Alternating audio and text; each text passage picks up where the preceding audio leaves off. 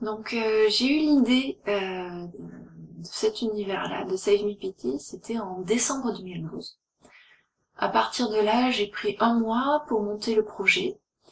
Donc le projet, c'était un chapitre de 16 pages, entièrement finalisé, crayon, ancrage, trame, texte, tout fini, tel quel il pouvait être publié.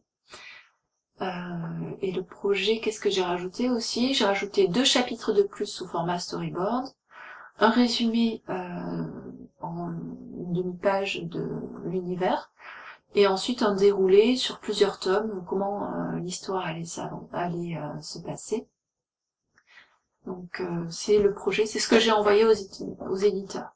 À partir de là, donc ça m'a pris un mois, on était en janvier, j'ai eu des réponses assez rapides quand même. 2-3 mois après, j'avais les premières réponses d'éditeurs, et j'ai signé avec les éditions Kana en mai. Donc en mai, j'avais aussi mon contrat signé, je pouvais attaquer l'album, c'était bon, c'est parti, go. Donc j'avais déjà donc un premier chapitre et 2 storyboards des chapitres suivants. Donc j'ai pris un mois de plus pour écrire l'album en entier. Donc mon album fait 10 chapitres de 16 pages, plus des pages bonus à la fin. Mais bon, ça je le fais vraiment en plus, c'est cadeau. Donc j'ai pris un mois pour écrire, détailler entièrement tout ce qui allait se passer dans les chapitres, les dialogues, vraiment tout fignoler. Une fois que j'ai eu fini d'écrire cette continuité dialoguée, j'ai fait le storyboard. Là aussi de l'album entier, je l'ai fait d'une traite, ça m'a pris peut-être 2 semaines. Donc on s'est retrouvés à peu près au mois de juin, fin juin, et j'étais lancée pour faire le reste de l'album, c'est-à-dire crayonné, ancrage, scan et trame. Donc après j'aime bien travailler chapitre par chapitre. C'est-à-dire je vais prendre par exemple le chapitre 2, je vais faire le crayonné en entier. Personnages, décors, recherche de design. Je vais faire ça, mais pareil, une traite, ça me prend en général.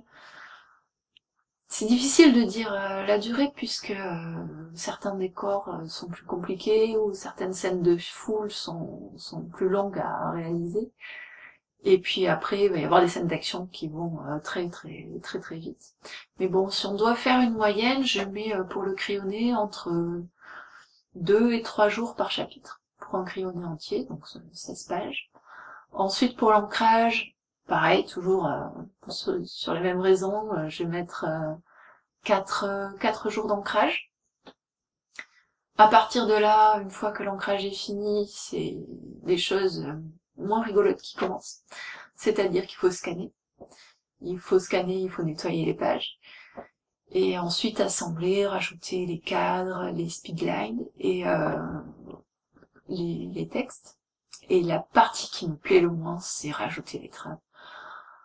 Ça m'épuise. Ça prend le moins de temps, je crois que je mets pour toute cette partie-là, je mets 1 jour, 2 jours quand c'est compliqué.